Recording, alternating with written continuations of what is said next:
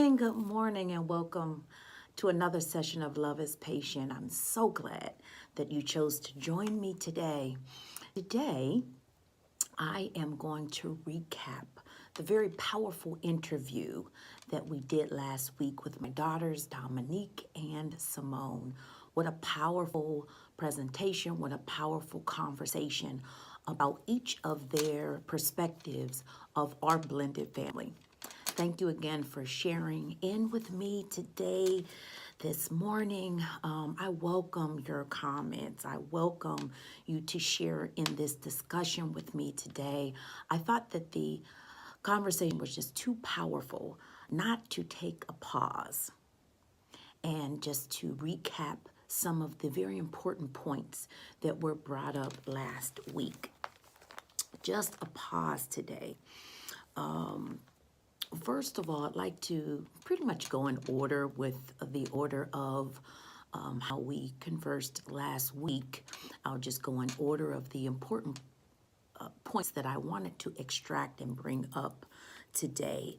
The first thing that I thought about when I reviewed the conversation was that every blended family is unique. Now, our family is based upon one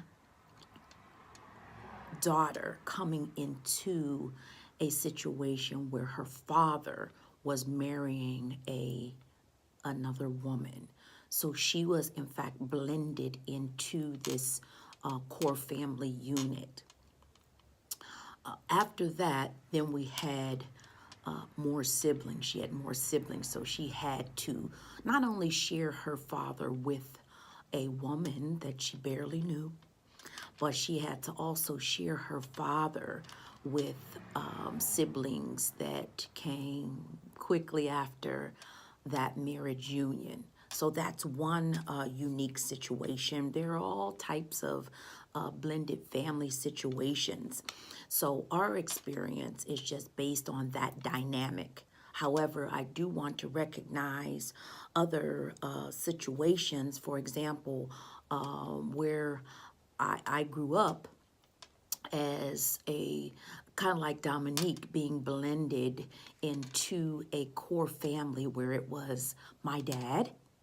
So our blended situations are very similar.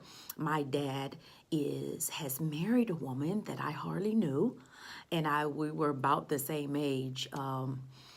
Dominique was about 7, and I think I met my stepmother, my bonus mother, around that same time. So our situations are very similar. Then I have 2 sisters that came thereafter. So that was very similar. Then from my dad, I have an older brother, and he lives within very close proximity of my dad. So it's almost like he lived in that household too. I lived not too far away. We were all in very close proximity. However, I was blended into that family. And there are different situations where maybe a woman has different sets of children from different men, and therefore creating a blended family. And there are situations where there's no marriage involved. There's no marriage involved. A woman may have a child and marry a man, or be involved with a man and have a child by that particular man, and he has other children. She has children, and then they have children together. Married or not married, it's all dynamics of blended families. So I just wanted to point out the very unique situation that we have. And hopefully, I know that by the calls I got, by the comments that I got, that many people were able to tap right in. And it brought up a lot of feelings. It brought up a lot of sensitive areas. It brought up a lot of memories. And I think that's a good thing. And just settling in on how you were raised, how you were brought up. Your childhood is so very important for your emotional development, even as an adult. So I was happy to hear the comments. Please like and share. Please comment as much as you can as I'm going through these points that I wanted to hone in on and bring up. Acceptance. Acceptance is it's a huge part of the bonding process, and it goes both ways. The parent, the bonus parent, the parent that is doing the blending as a part of the blend is looking for acceptance from the child. And of course, the child is looking for acceptance from that parent. And that's all a part of this amazing blending and bonding process. And it takes time, it takes skill, it takes sometimes therapy, it takes a plan, a very well thought out plan. How can we blend? How can we bond? How can we relate to one another? How can we come to a point of acceptance as we define our roles? I accept you as my dad's wife. I accept you as my husband's child from another marriage. I accept you into this blended family so that it's going to be what we make it to be. So that acceptance is very, very important. Dominique mentioned about the acceptance and the sharing. She had to come to terms with sharing her dad with me. Then those siblings came, she says, and, she had to, again, share her dad with these little ones that kept coming. So that acceptance and that sharing is a very important part and takes a lot of patience. It takes a lot of patience. This process of this blending process takes a lot of patience. Time to bond. Just wanted to mention, I hinted on it just now, but the time to bond, it is not going to be a microwave process. It's not going to be a power blend type of thing. We do this, we plan this, and it comes out well blended with good consistency. That takes time.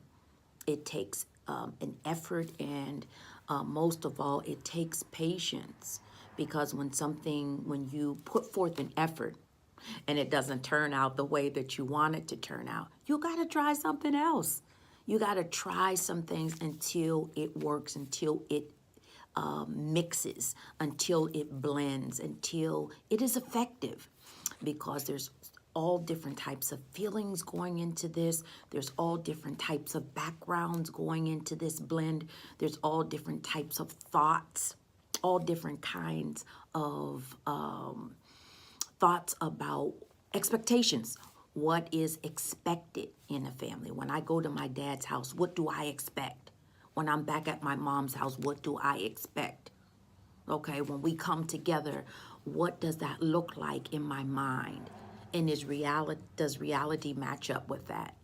So it takes time to, first of all, verbalize those things.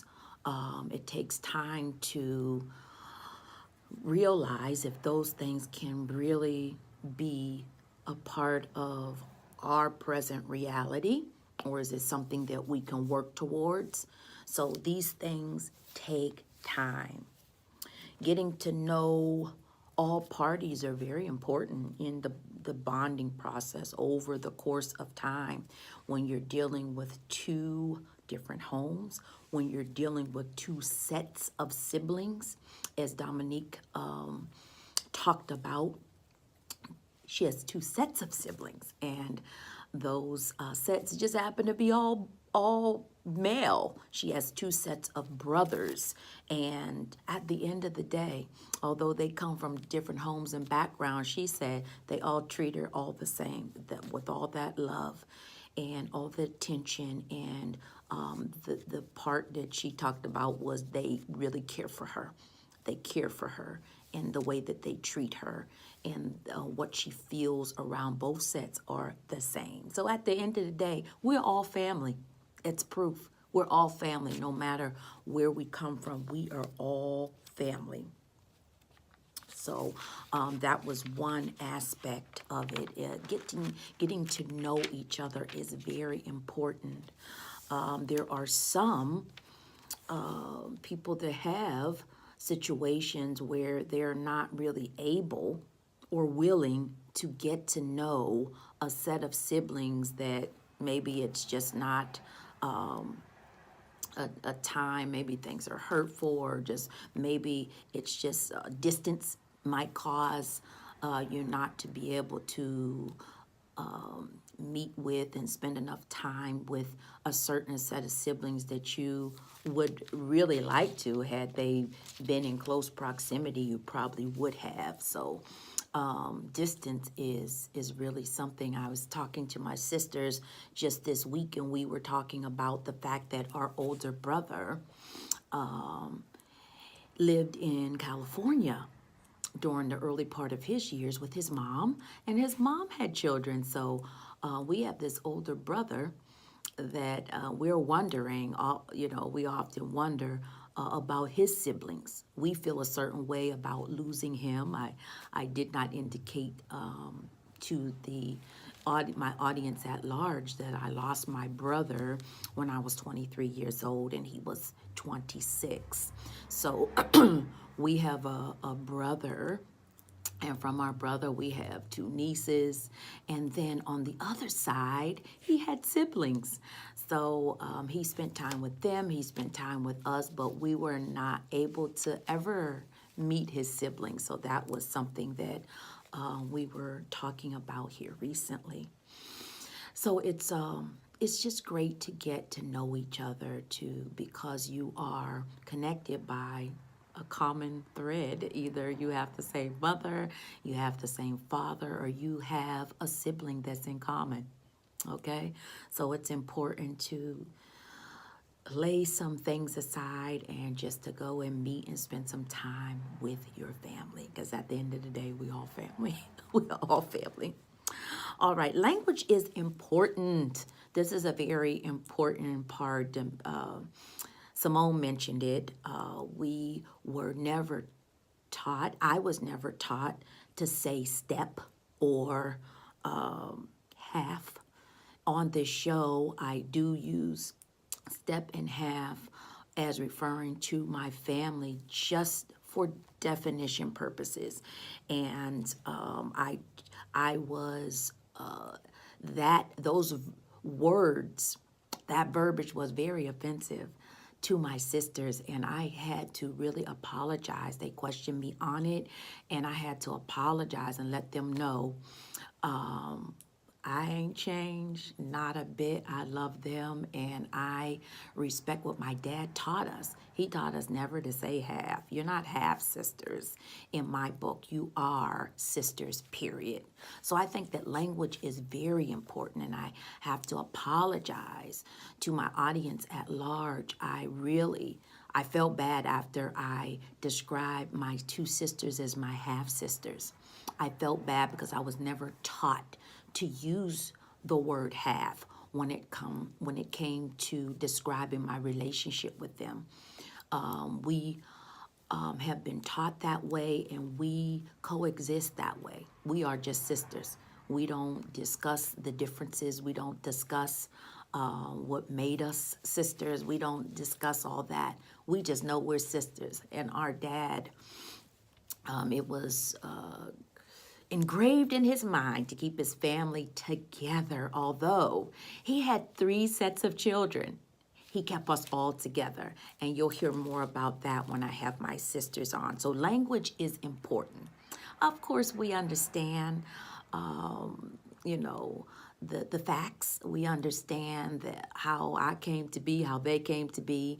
Our mothers are birth mothers and fathers and who they are and all of that. But we opted and we adopted the idea that we're just gonna call each other sisters and we're going to be sisters, whole sisters. So I adopted that and I taught my kids that. We didn't speak it. That's what Simone is talking about. We didn't speak step. We didn't speak half. We just are brothers and sisters, and that's what I adopted, and that's the verbiage that we use because I think that your verbiage dictates the goals that you have in your family. If you talk step, it's gonna be a separation or a step. You talk half, you'll probably get half the benefit of the relationship. So that's the way that we were brought up, and that's the way that I chose to teach my children. So we think that language is very important. What do you think about that? I would love to hear some of your comments about that. Outsiders' opinions. That came up a lot when Kenneth and I were speaking at the top of the month. We kind of gave a preview of the topic of blended families, and we talked about that. A lot of the issues, a lot of the challenges came up when people outside of the family, maybe they were family members, however, outside of our core family, may have had a misunderstanding of our agreement, a misunderstanding of how we were blending things, maybe a misunderstanding of bonding moments, maybe even a misunderstanding of mistakes that were made. And they verbalized those comments. They may have taken an action and caused a lot of problems within.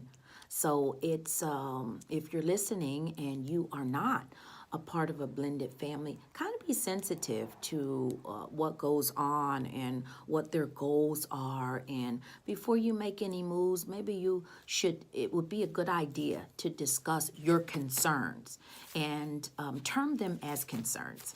Of course, there could be something blatant that's definitely wrong, and that definitely should be addressed. I'm not saying that if you're have a concern about a blended family, don't step to them, don't question them. But I'm just saying to be sensitive in that matter, because in my case, in several situations that I can bring up, it caused a big rift. It was a big rift. So, and even Simone mentioned that somebody told her that Dominique was not her real sister. That's how they termed it. She's not your real sister. So it is important, I think, to communicate everything, but timing is also important. We had mentioned about details with certain age groups. You have to be very concerned about that.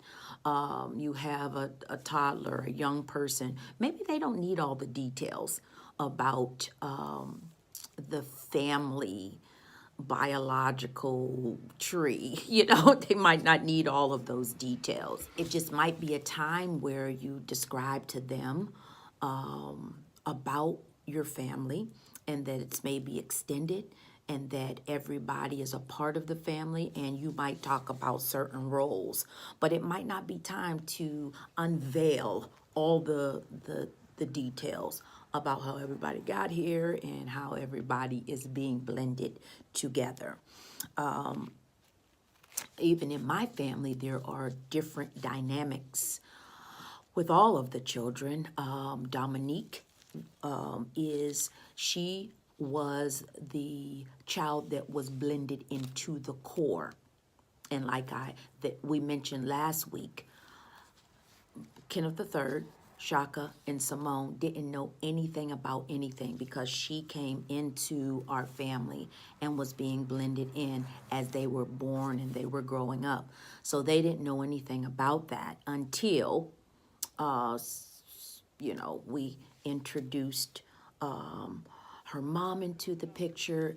Her brothers start coming around. So yes, we had to divulge more information and talk more about her family that she would visit very consistently, and where she was going to her mom's house, and there she had two brothers, and sometimes we would see them out or they would come over, and that conversation had to be a part of our discussion. However, with Simone, I think she was quite young when that information was given to her, so she was utterly confused. She was utterly confused, and sometimes it can be more of a hindrance than a help. On the other side of that coin, I believe that all parents with blended families have to set aside, you have to plan some kind of time when you are going to sit down with your children, because I wanted to be the first to tell her before somebody else told her, so that I can unveil this information in a controlled way. I didn't want it to be a bad situation. I didn't want it to be a negative situation. I didn't want it to be some mystery. I didn't want her to be startled by it or anything like that. But that's what happened. The person that told her kind of beat us to the draw. So I'm putting that information out there just to say, you might want to think about timing, the age of your children, when you're going to share this information with them, and how you're going to do it.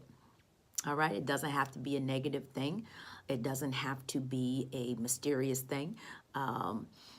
Pick a time, pick a place, pick a pleasant and your goal should be a pleasant experience. This is our family, and we're different than others, and these are all the players. These are all the members of the family, and you can begin to discuss the roles. Okay, so that is a big deal. Different conversations for different people in the family. Things that we talked to Dominique about, her feelings and different things that she was experiencing as a result of going from house to house. We didn't have to discuss that with Kenneth III, Shaka, and Simone, because they were already a part of this unit. We had discussed different things with them, but mainly people's reaction to our family, the talk about our family, and how that affects them. But we didn't have any big, long conversations about our blending process, because it came very natural to them. So different conversations for different parts of your family are quite necessary and should be well thought out. All right, confronting issues and feelings, because feelings are indicators of your emotional state, and they need to be guided at times, especially with young children. They need to be motivated, calmed, and talked about, discussed with your young people. Young people are just a smaller portion or smaller replica of an adult. They have feelings, they have emotions, they have goals, they have expectations, and all this needs to be talked about and dealt with according to what is going on in your family unit, especially with transitions. It's I know from being in the situation of going from my mom's house to my dad's house. That's a whole big thing. That's a whole big thing. Every house has a different mode of operation. Every house has a different tone to it. So going from one house to another is a big deal. It's a big deal, and those things should be discussed. That's why I believe in therapy. I believe in getting some help to, especially with children, young children, to make that transition as smooth as it can be. One of the most powerful points was when Dominique expressed how she felt about sharing her father. And she said that, and verbalized to me, I thought and I really felt that you took my man from me. So, I mean, it sounds funny and we laughed about it, but that was true. As a young girl, 7 years old, the situation was that her father was away for 5 years, and that when he came back, she had this expectation that it was just her and him, that he didn't belong to anyone else. He wasn't a son. He wasn't a brother to anybody. He wasn't anybody's boyfriend. He wasn't definitely anybody's wife. He was hers. He was her dad, and that's it. He wasn't an employee. He wasn't a student. He wasn't a child of God. He wasn't anybody but her dad. In her mind, this is what she thought. And I think you have to meet children right where they are.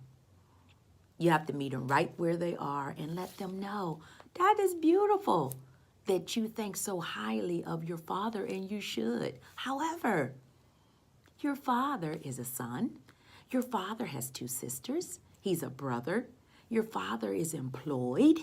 Your father is in school, so he's a student just like you, So children have to understand, and you have to broaden their horizon and let them know, oh, your father has many, many roles. He has many, many roles, and you are a very important, part of his life. However, you got to share him. So many, many conversations and many, many gestures were made to that end to help her to understand that her dad had many roles, and then his roles just multiplied over the years. Over the years, they just multiplied as he became very busy as a son. He became very busy as a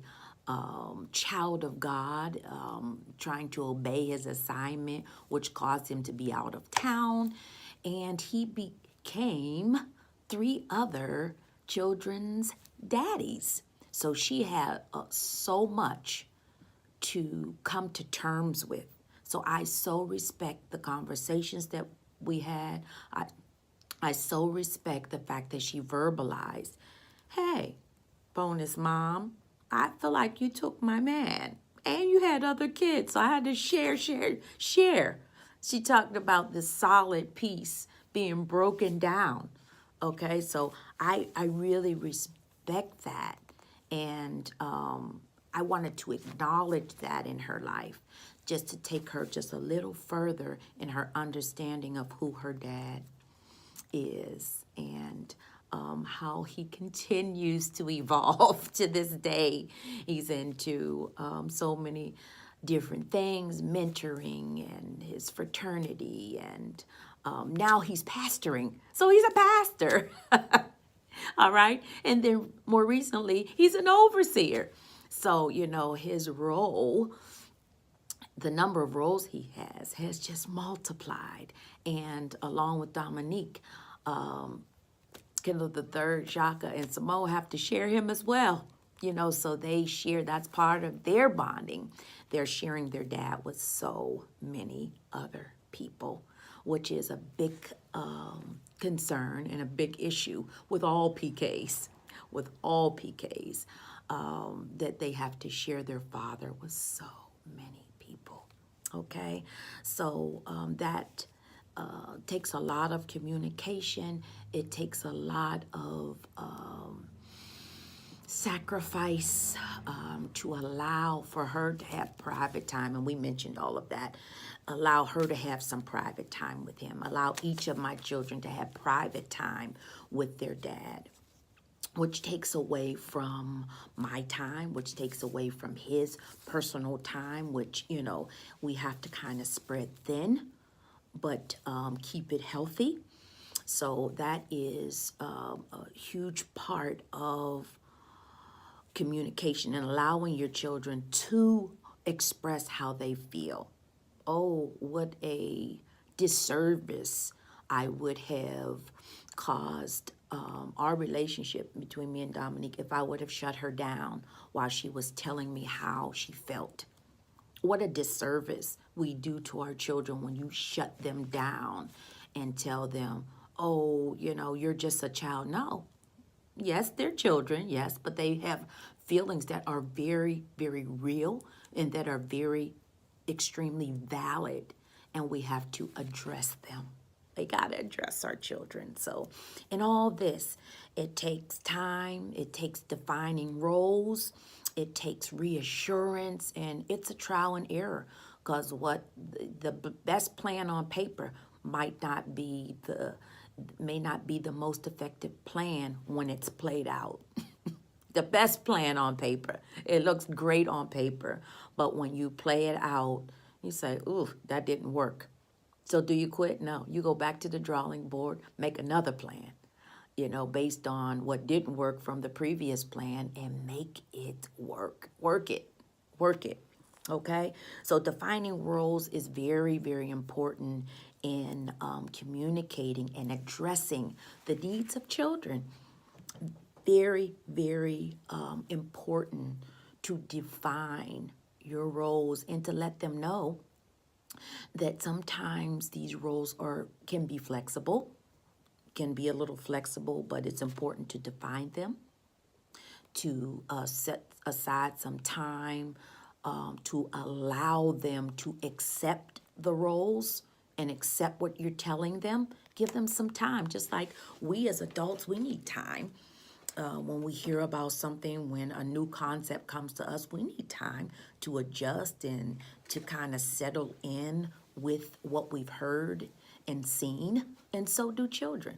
We have to give them some time to adjust and to assist them with walking through their roles. All right, to assist them. So define your roles, give them time to accept their roles, and assist them in walking through these roles. It's all a part of that blending process. I tell you, it is more complex than I ever thought it would be.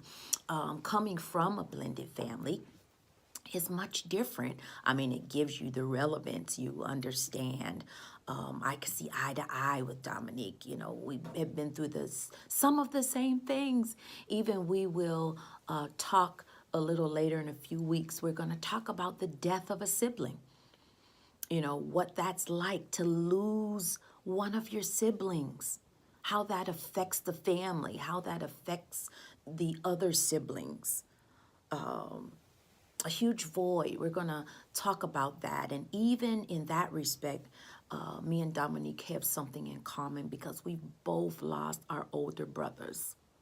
Both of us have lost our older brothers. So she's going to come back on in a few weeks and we're going to discuss that. I'm going to bring my nieces on. Who are my brother's children, and I would love for you to meet them and hear from them. And I want them to talk about their company that they have called Soil Sisters, and my brother would be oh so proud of them, oh so proud of his girls for starting their own business. And working together, they work together in their own business. So we're going to talk later about the death of a sibling. Hopefully next week. We ran into some issues. They were supposed to come on this week, but Nicole Martindale and Nisha Gordon, those are my two sisters. One is from Atlanta, the other is from South Carolina, and we're all teachers. And hopefully next week we will be on to share about our bonding process. It's called Thursdays. That was my dad's day off, and that's when he got all his children together and we had family time. All right, so we're going to discuss that a little more, but I wanted to take some time out. I welcome all your comments. I will respond to everyone. I wanted to take some time out and just talk about a few highlights from last week's interview. Thank you for joining me. To all of those blended families out there, stick in there, blend and whip that family together until you can't see any differences, where people will be confused and they'll wonder that, you mean, they're not a traditional family? No, it's blended. It's well blended. All right, so you can do it. We have done it. We're continuing to do it. We're continuing to maintain it. And we're here to talk about it. So we are just happy to talk about it. All right, thank you again for joining us. Tune in next week. My sisters will be here. Thank you. Good night.